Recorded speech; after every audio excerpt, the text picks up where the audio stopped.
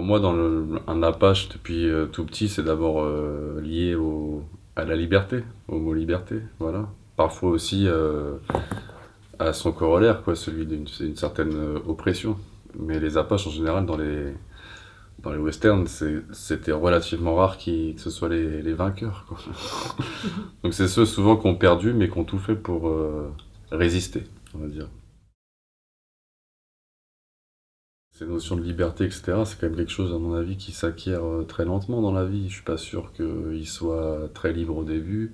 Il l'est peut-être un peu plus à la fin, mais c'est pas fini, quoi. Non, c'est juste, je pense qu'on n'est pas forcément libre un jour. On peut même se sentir, c'est un sentiment, la liberté aussi, se sentir libre alors qu'il y a plein de choses qui nous emprisonnent.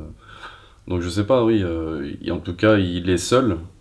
C'est sa manière à lui d'éprouver une forme de liberté, mais le fait qu'il ait envie quand même, à travers tout le film, de renouer avec une famille qu'il connaît pas, bien qu'elle soit très très chiante, pour aller vite, ça prouve bien qu'il y avait une forme de manque, j'imagine, chez ce personnage. Je sais pas si ça amuse les spectateurs, mais moi ça m'amusait comme défi d'essayer de rendre comme ça, d'avoir une sorte de confusion identitaire comme ça entre trois personnages, comme si on avait un enfant qui vieillissait un peu sous nos yeux, qui devenait jeune homme, et puis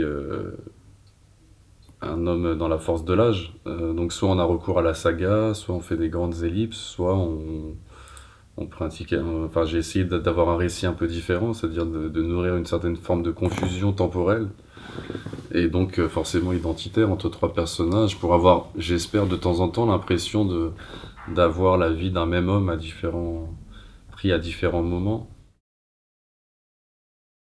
Le fait de jouer, c'est aussi une forme de continuité dans l'écriture.